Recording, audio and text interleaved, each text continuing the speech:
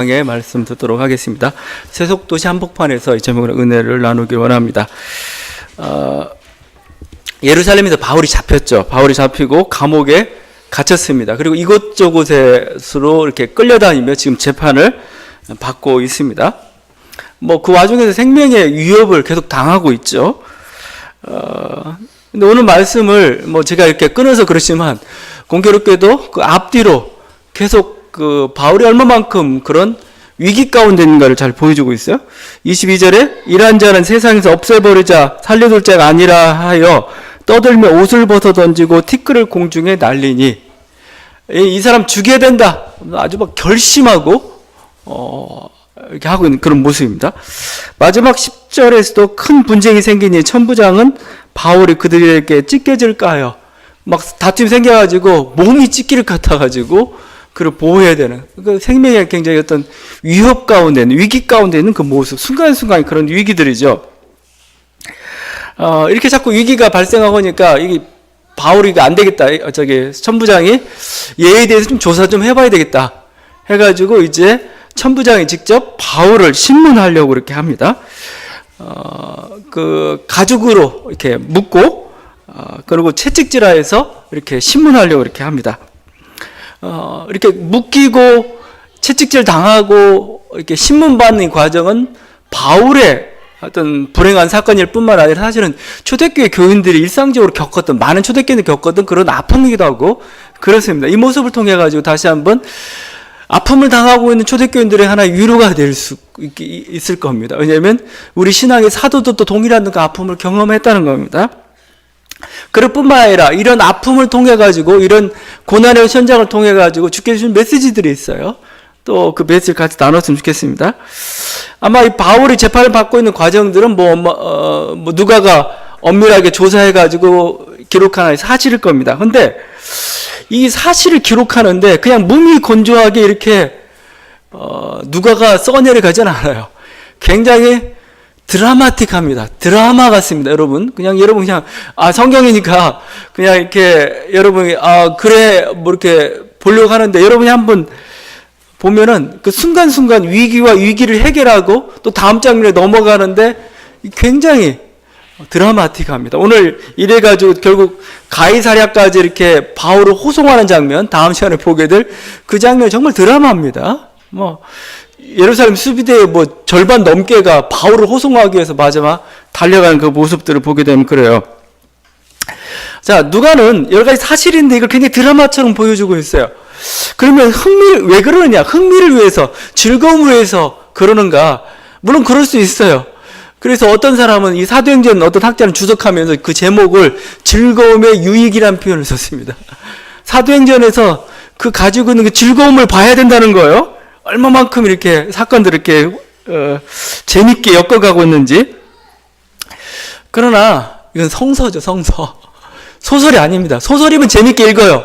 소설은 재밌게 읽는데 지금 이건 한가하게 감상할 것이 아니죠. 심각한 자기 문제입니다, 사실은. 이 성경을 읽고 있는 초대교회가 당했던 자기들이 문제예요, 실제적으로. 이거 그냥 사소하게 읽을 수 있는 게 아닙니다. 그냥 흥미롭게 읽을 수 있는 게 아니고 굉장히 심각한 문제들을 다루고 있죠. 자, 그러면 우리들이 이 심각한 문제를 다루고 있는 그 누가의 어떤 그 필체, 시선을 보면서 무엇을 봐야 되는, 저는 누가의 시선은 바로 하나님의 시선이라고 봐요. 하나님 우리 인생을 바라보는 하나의 관점이기도 하고, 우리 하나님의 인생을 이렇게 바라보길 원하는 그런 모습이기도 해요. 우리 인생을 그냥 심각하게만 보지 말고, 우리 인생을 그냥 자기 생각 속에만 재단하지 말고, 하나님께서 풀어가시는 방식들이 어떠한가, 하나님 우리 인생을 어떻게 바라보고 여러분은 여러분 인생을 어떻게 바라봐야 되는가 하나의 그 시각들을 우리에게 제공해주고 있어요. 여러분이 오늘 읽었던 말씀도 보게 되면 정말 드라마입니다. 그리고 어떤 또 코믹하기도 해요. 먼저는 이게 그 천부장이 바울을 그 신문하는 그 장면이죠.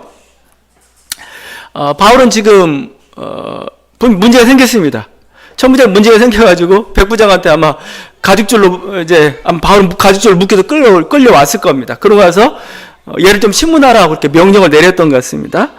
그리고 그래서 백부장이 아마 채찍을 들고 바울을 때리려는 그 순간입니다. 지금 어떻게 보면은 바울이 위기에 몰렸고 지금 채찍질 맞게 생겼습니다. 코너에 몰린 겁니다. 굉장히 긴박한 순간이죠. 드라마에서 이때는 어떻게 처리하는지 여러분 아세요? 갑자기 바울의 얼굴을 크게 크로즈업 시킵니다. 아니면 채찍을 아주 크게 크로즈업 시켜가지고 뭐 음악도 깔아놓고 나서 다음에 아니면 광고가 딱 나오죠. 그 다음에 이제 가는 겁니다. 자, 그런데 예, 보통 그렇죠. 이게. 그래서 바울은 어떻게 될까? 우리가 궁금증을, 짧은 순간이지만 궁금증을 일으켜요. 드라마틱하다는 말은 무슨 뜻입니까?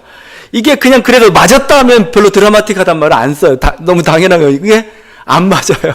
뭔가 어떤 사건에 의해서, 뭔가 이게 뒤집는 묘수에 의해서 뭔가 뒤집혀요. 위기에서 탈출하게 되죠. 그래서 우리가 드라마틱하다 이런 표현을 쓰게 되는데, 바울도 역시 드라마틱하게 이 위기를 극복합니다. 어떻게 해요? 난 로마 시민이다 이거죠. 마치 암행어사 마패를 들이대듯이 난 로마 시민이다. 이걸 좀 진작 얘기하면 되잖아요. 잡혔을 때 처음부터 나 로마 시민이다. 가죽끈으로 묶으려고 할 때 나 로마 시민이다. 천부장이 떠나려고 할 때 나 로마 시민이다 얘기하면 되는데, 그렇지 않고 이제 채찍에 맞는 그 순간에 갑자기 나 로마 시민이다 이렇게 얘기한 거죠. 그러니까 깜짝 놀라가지고 막 백부장이 천부장을 부르고 천부장이 와가지고 지금 이렇게 일이 벌어지고 있죠. 하나의 드라마입니다. 드라마.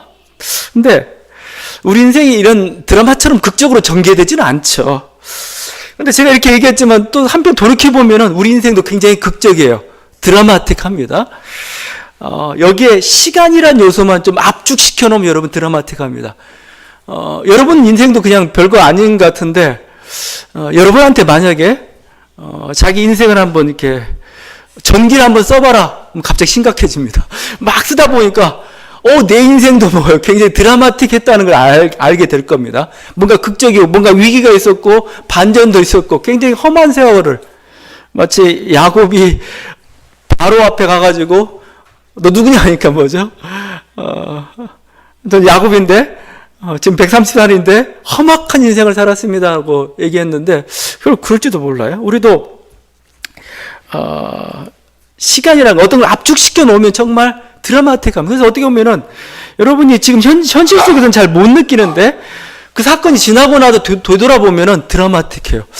한 사람을 만나는 과정, 어떤 한 사건을 만나고 그것을 해결해가는 과정, 그게 또 어떤 이렇게 위기를 이렇게 극복해가는 과정들을 이렇게 보고 뒤돌아보면 뭐요?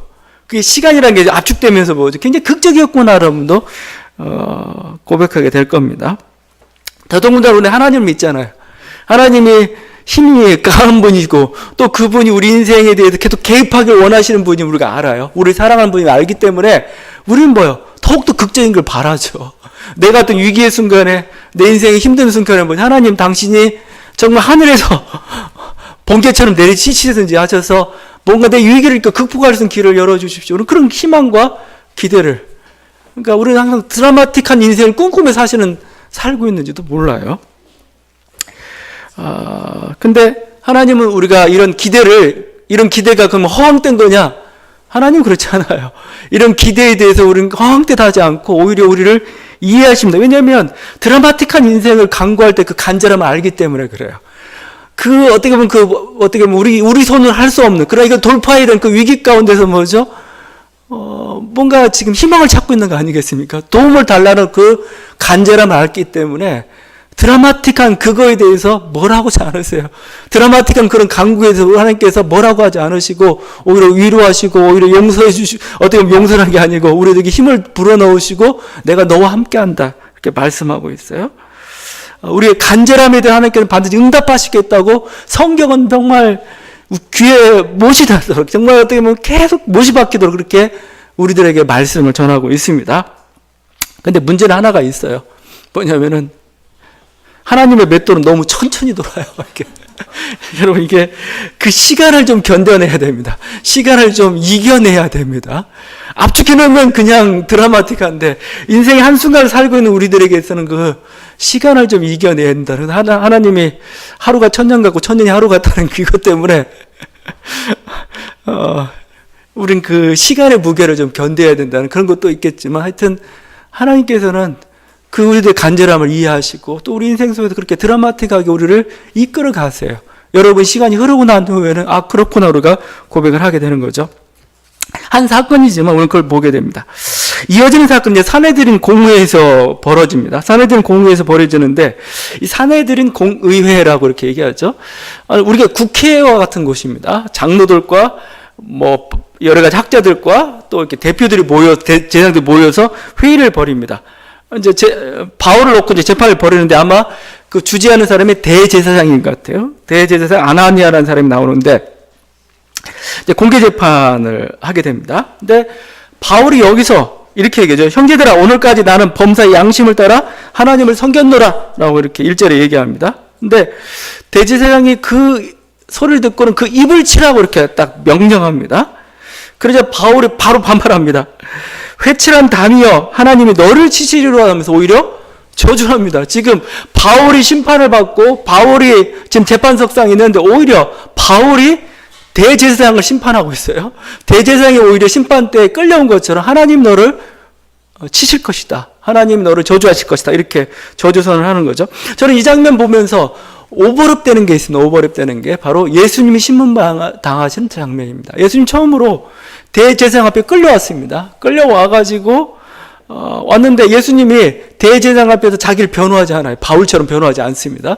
오히려 그냥 침묵하십니다. 마치 도살장에 끌려가는 양처럼 아니면 털 깎는 자 앞에 서 있는 양처럼 침묵했다, 잠잠했다라고 얘기하고 있습니다. 물론 증언을 하셨죠. 너희가 그대는 그 메시아다라는 그 증언을 했습니다. 근데 그 소리를 듣고 오히려 참남하다고 하면서 예수님을 쳤죠.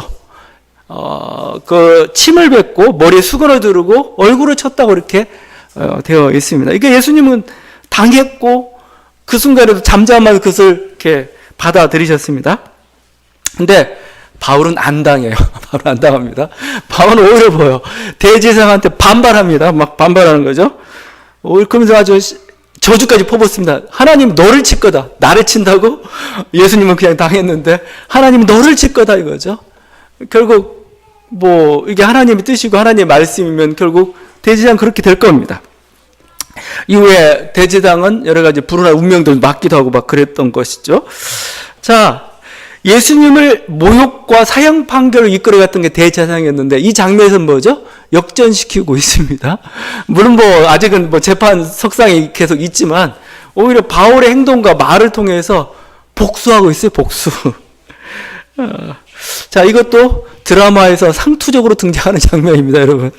항상 뭐죠? 악인은 자기가 행한 대로 당하죠.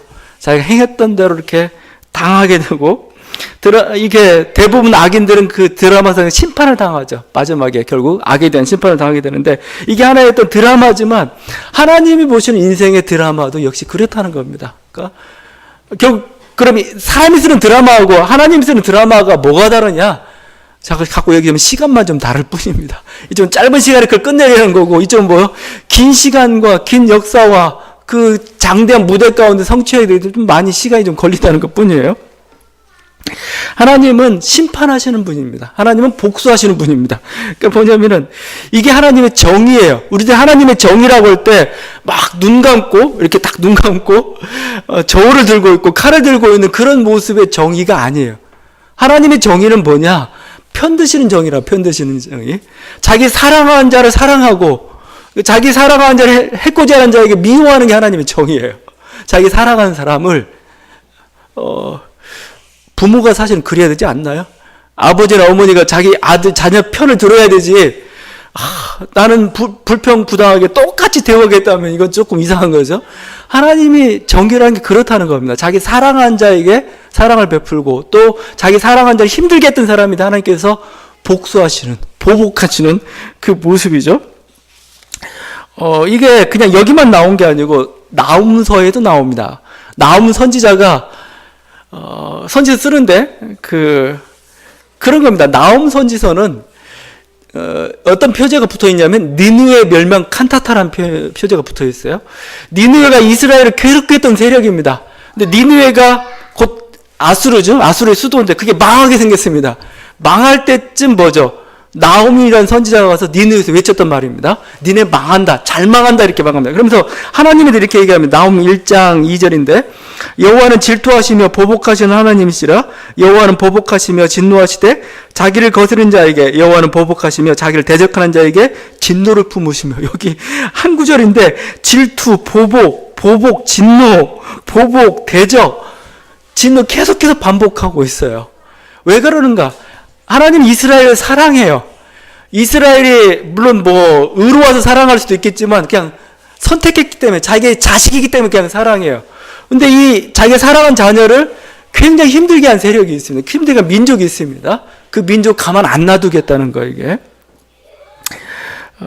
지금 대제사장은 바울에게 심판 선언을 지금 받고 있습니다. 하나님은 어떻게 보면 성경은 이를 통해 가지고 그 예수 그리스도를 신원하고 계세요. 예수 그리스도의 억울함, 재판석상에서 제대로 변호도 못하고 또 억울하게 당했던 것에 대해서 바울을 통해서 어떻게 보면 한번 갚고 계시는 게 하나님의 지금 오늘 말씀에서 보여주고 있는 그 모습. 누가가 어떻게 보면 그걸 쓰면서 그 장면을 보면서 그걸 연상했는지 모르겠어요.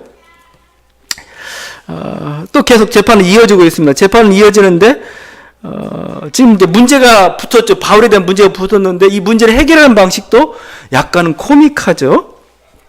왜냐하면 바울이 그 문제를 해결하는 게 아니고 서로 자기들끼리 싸우다가 문제가 해결되고 말아요. 바울이 이제 이렇게 얘기하죠. 신문 과정에서 자기는 바리새인이고 나는 부활의 소망 때문에 이렇게 고초를 당하고 있다라고 하니까 그 이스라엘 가장 중요한 파벌이 바리새파하고 사두개파예요. 근데 바리새파는 부활을 믿어요. 천사들도 믿고 영도 믿고 막 그렇습니다. 어떤 종말도 믿고. 근데 사두개파는 믿지 않습니다. 어떻게 그 부활이나 이런 걸 믿지 않아? 그럴 수도 있어요. 왜냐하면 사두개파는 모세 오경만 믿어요. 근데 모세 오경에는 부활한 얘기 안 나온다는 거예요. 이 사람들 얘기로는. 그러니까 성경 없으니까 못 믿겠다 이런 식으로 간 겁니다. 근데 바울이 부활 믿는다고 하니까 바리새파는 뭐예요? 이 기회에 자신의 부활 교리를 이렇게 주장하려고 바울을 오히려 축해 세워주고 무죄라고 합니다. 사두개파는 이 기회에 바리새파를 공격하려고 또 다른 식으로. 그러다 보니까 결국은 둘이 싸우고 바울은 구경하는 그 입장이 되고 말았죠. 이걸 우리가 자중질환이라고, 자중질환. 하나님의 문제를 해결하는 방식입니다, 하나의. 굉장히 코믹한, 어떻게 보면 이게, 물론 서서 싸우고 있는 사람들은 심각하겠지만, 우리들부터는 좀, 곁에서 보면 코믹하죠.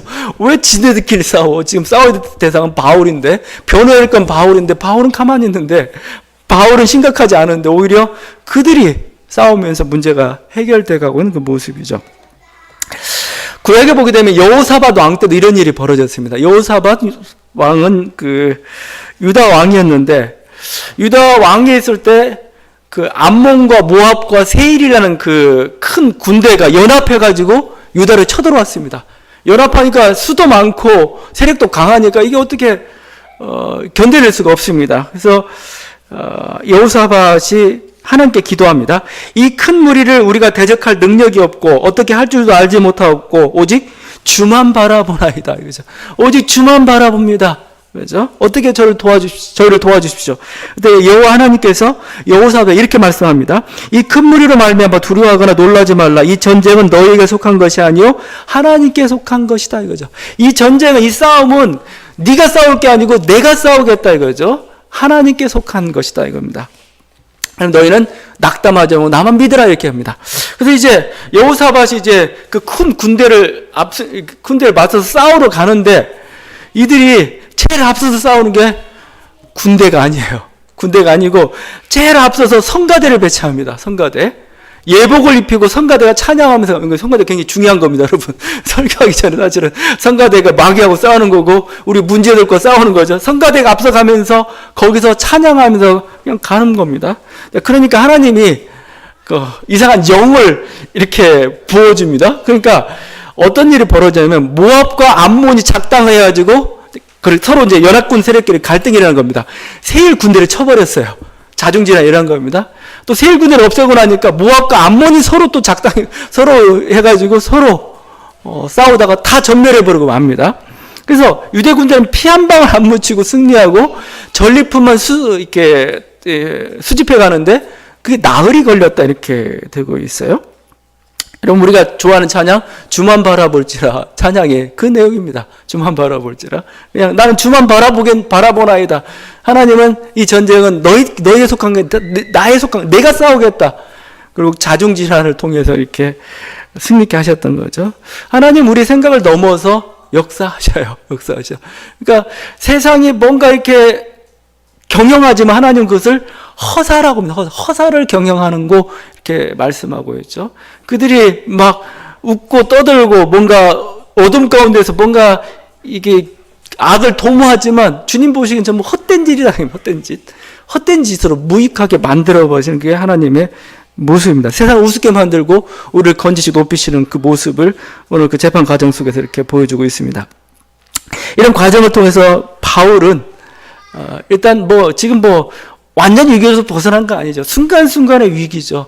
순간순간의 위기들을 그가 이겨내고 돌파하고 이렇게 가고 있습니다. 여러분, 우리가 하나님을 믿는다는 게 그런 것 같아요. 하나님. 누가 어느 분이 그런 말씀을 하셨어요. 이렇게 여호와의 말씀은 우리의 등이요 빛이다, 이런 표현입니다. 등불이다, 등불. 말씀은 등불입니다. 그러니까 하나님께서 말씀이라는 것은 어떻게 보면 우리의 그야말로 등불이라는 게 멀리 서치라이트처럼 멀리 비치는 거 아니잖아요. 조명등처럼 멀리 비치는 게 아니고 어떻게 보면 우리 발부터 몇 메다 불과 그냥 눈으로 보이는 아주 작은 그곳만 비치고 있는 것이죠. 말씀이 그렇고 하나님의 인도하심이 그렇습니다.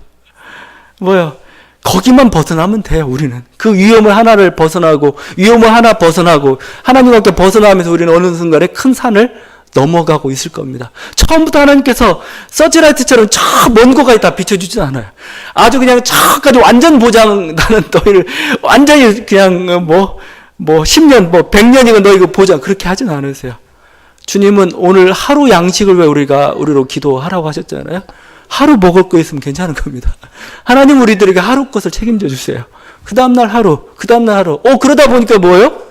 어느 순간에 내 인생이 60년이 됐고 50년이 됐고 100년이 되는 거죠. 그러다 하나님께 가는 그거죠. 우리는 막 몇십 년 양식을 달라고 나는 그렇게 인도하지는 않으세요.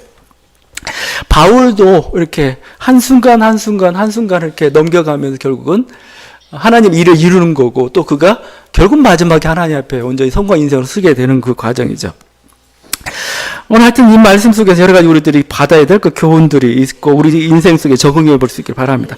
또 한 가지 이 말씀을 보면 좀 살펴봐야 될 게, 이런 어떤 드라마틱한 그런 요소도 있지만 이 속에서 우리들이 하나님께 주는 그 여러 가지 또 교훈들이 또 따로 있어요. 교훈들이 뭐냐면, 우리들은 어떻게 보면 세속도시를 좀 살아가고 있어요.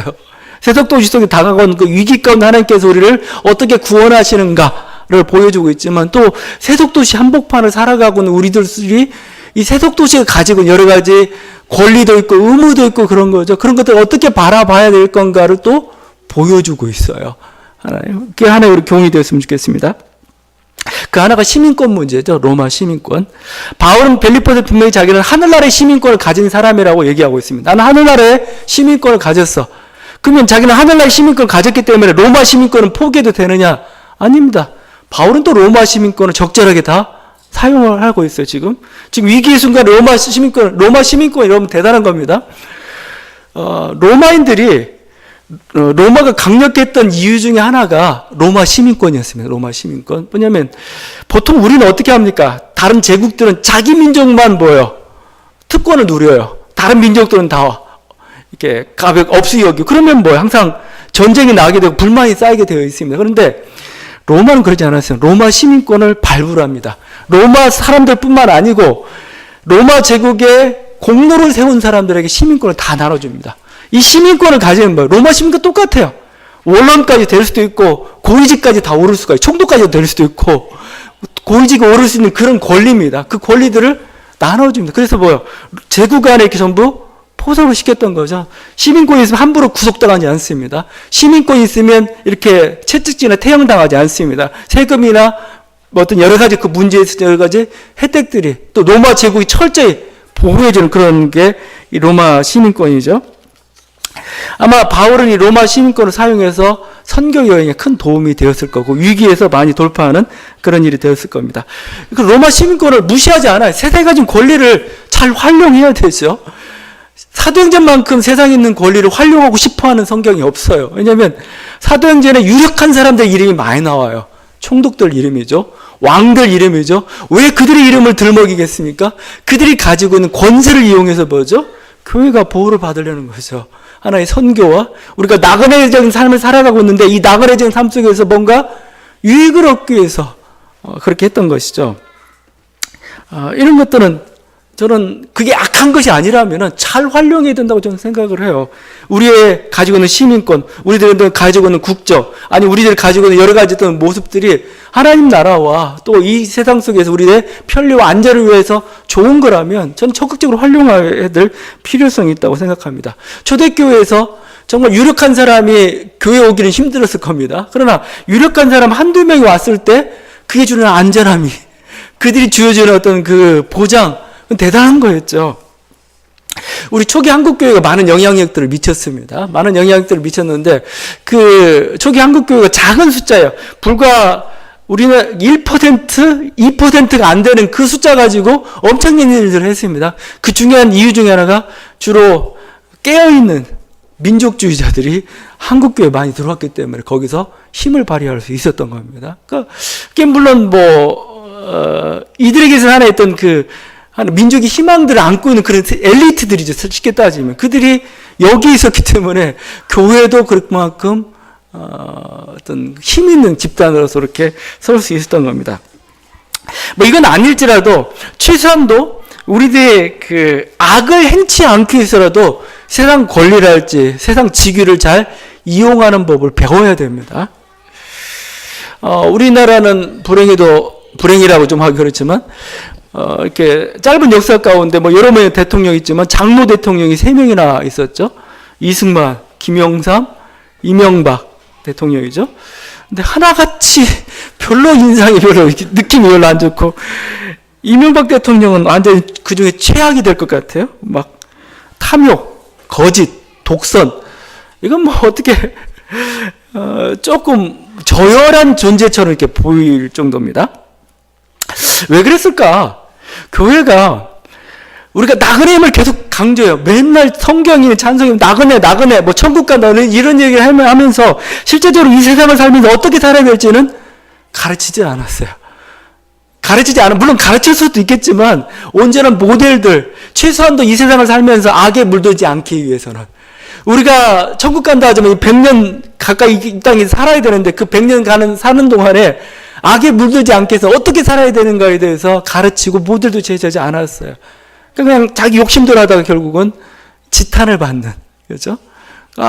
그래, 우리 역사를 그래, 역시 장로 대통령이야. 그 대통령한테 그때는 좀 달랐어.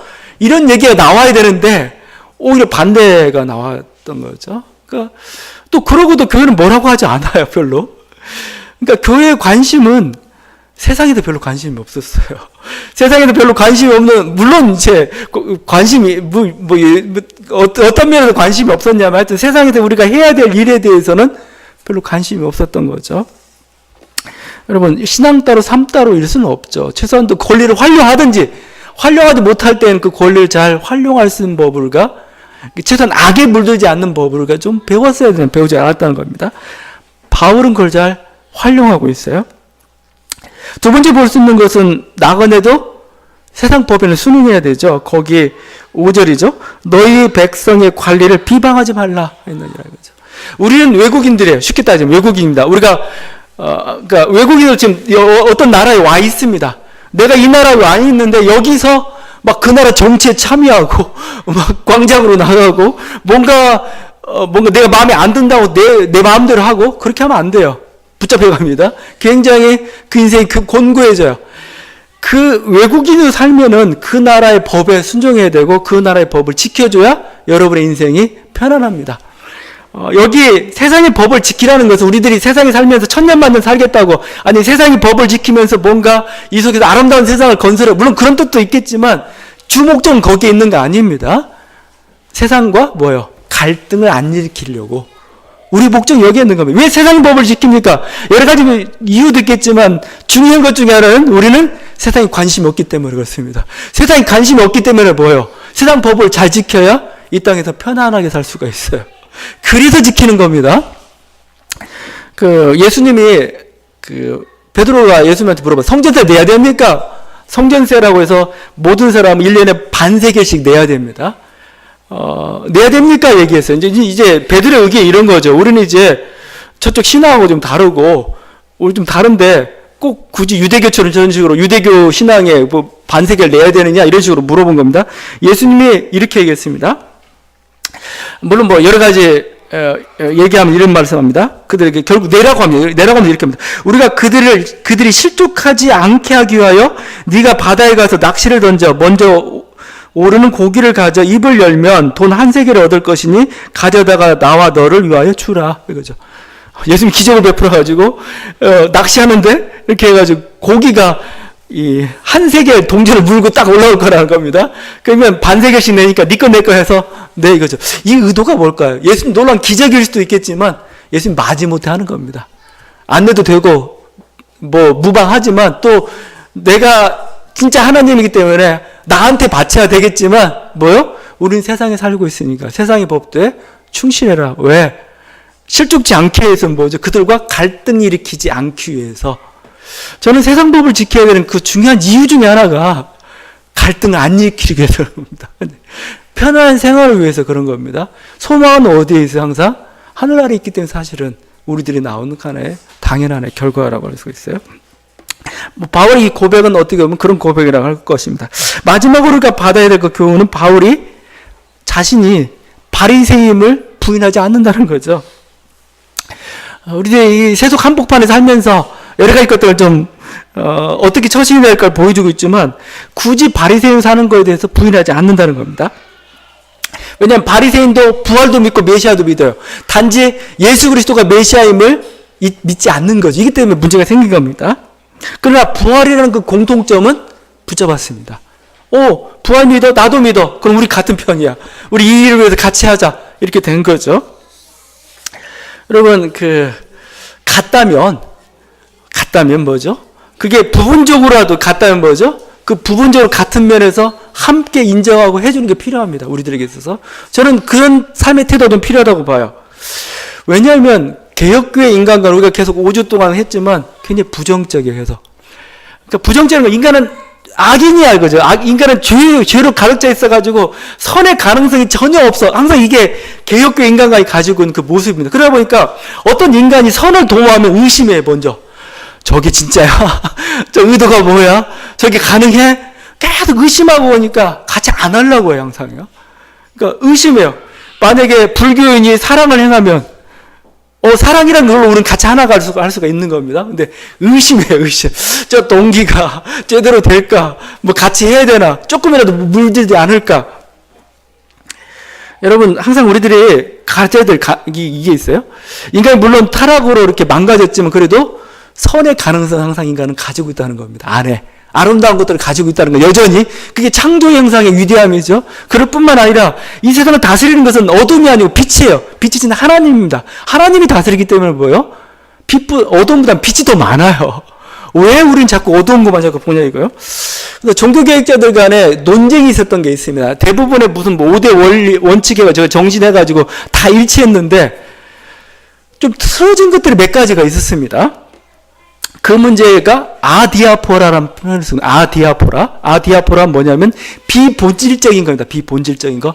교리적인 핵심 외에 비본질적인 문제를 어떻게 처리할 거냐 가지고 갈라지는 루터와 칼빈이 약간 다른 견해를 좀 보였어요. 루터는 이런 겁니다.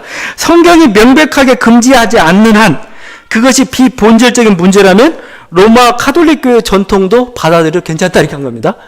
칼빈은 뭐예요? 칼빈은 성경이 명하지 않는 한 로마 카톨릭 교회의 모든 전통이나 관습은 거부돼야 된다.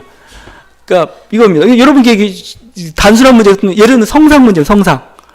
이 형상이 중세교회는 거의 아주 그냥 중요한 예배 도구 중에 하나였습니다. 성상에 대해서 루터는 긍정적으로 봤습니다. 그냥 이것은 뭐죠? 이 민중들의 신앙 필요를 위해서 좀 쓸 수 있다. 본질적인 문제가 아니라면 그냥 받아들이니까 한 겁니다. 근데 칼빈은 뭐예요? 성경에 금하고 있다 해서 아예 안 된다고 가버린 겁니다. 중세교회 찬양도 문제는 찬송. 아예 칼빈 같은 경우는 음악도 못하게 했습니다. 인간의 즐거움을 위한 거라면서 성경에서 이렇게 그냥 가사만 우리가 들을 수 있는, 음미할 수 있는 식으로 간 거고, 루터는 중세 음악에서 굉장히 열어놨습니다. 그걸 계속 우리 것으로 승화시켜가지고 다시 신앙 고백을 만드는 그런 장면들을 이렇게 했던 거죠. 오늘 말씀을 보면은, 바울의 태도는 약간 루터 쪽에 좀 손을 좀 들어주는 것 같아요. 본질적인 건 우리가 일치를 해야 되겠지만, 비본질적인 것은 어느 정도 자유를 두는 것. 어느 정도 이렇게 인정할 수 있는 거. 그래서, 전에도 얘기했지만, 17세기 도미니스 대주교가 교회에 대해서 이렇게 설명했습니다. 본질적인 것에는 일치를, 비본질적인 것에는 자유를, 모든 것에는 사랑을. 본질적인 건 일치를 해야 되죠. 비본질적인 거면은, 그걸 좀 이제, 용납하자 이겁니다. 용납하자 이거죠. 루터 같은 경우는 그래서 막 성상 파괴 운동이 종교개혁과 함께 막 일어났습니다. 일어나가지고 다 파괴하는 그 순간에 그 파괴 자체가 우리들의 어떤 신앙을 파괴할 우려도 많고 또 국가 권력과 충돌 우려가 많으니까 받아들이자 그냥 이렇게 한 겁니다. 그래서 루터가 다스리던 지역에서는 그래도 어느 정도 성상들이 그래도 보존이 됐습니다. 반면에 극단적인 어떤 개혁주의자는 완전히 그걸 다 때려 부수고 말았던 거죠. 물론 뭐 여기에 각자들의 어떤 견해들은 있을 겁니다. 그러나 오늘 말씀 속에서 저희가 같이 하고 싶은 것은 좀 그렇게 본질적인 게 아니라면은 비본질적인 면에서 우리가 서로 이렇게 자유를 허락하고 또 그런 차이를 인정하면서 일치하는 게 필요하지 않겠나. 이게 좀 더 확대됐으면 좋겠어요. 단순히 교회 안에서만이 아니고 세상을 향해서도 마찬가지라면 세상을 향해서. 바리새파는 어떻게 보면 다른 종교입니다. 바울에게 있어서는. 그러나 부활이라는 면에서 바울은 바리새파와 함께하고 있어요. 단순히 위기를 모면할 것 수단 정도가 아니고 부활은 실제니까 그에 대해서 같이 하고 있어요. 이것처럼 신앙인들도 다른 종교에 대해서 또 세상에 대해서 선한 세력과 또 선한 의도가 있다면 같이 함께 공유하고 연대하는 법을 좀 배웠으면 좋겠어요. 좀 세상을 좀 넓은 눈으로 좀 바라보라는 거죠. 선의 가능성을 믿고 과감히 함께하는 법을 좀 배우고 함께 지내는 법. 뭐가 기독교적 아니면 교회라는 그 틀, 또 항상 그 기도라는 그 틀만 있어야 거기서 안심하고 나의 어떤 존재를 거기에 위치시키지 말고 크게 없더라도 보죠. 우리들이 가지고 있는 보편적인 사랑과 정의와 뭔가 자비와 선과 뭔가 진리와 뭔가 참됨과 옳음과 뭔가 이런 것들 있잖아요. 이런 것들과 함께 할 수 있는 그 넓은 마음, 좀 성을 쌓지 말고 좀 넓은 마음을 좀 가졌으면 좋겠습니다. 우리가 세속도시를 살아갈 때 이 세속도시가 전부 어둠의 도시, 유혹의 도시만은 아니에요. 여기에도 궁극적인 선함도 있고 아름다움도 있습니다. 같이 연대하고 함께 할 수 있는 저와 여러분 되길 바랍니다. 여러분, 우리 하나님은 크신 분이세요. 우리 신앙은 아주 좁은 거 아닙니다. 그냥 우리가 지켜야 겨우 보존되는 그런 거 아닙니다. 그런 신앙이라면 나약한 신앙이죠. 우리 하나님은 크고 넓고 또 신앙도 충분히 크고 넓습니다. 이와 함께한 저와 여러분들 앉아 바랍니다. 기도하시겠습니다.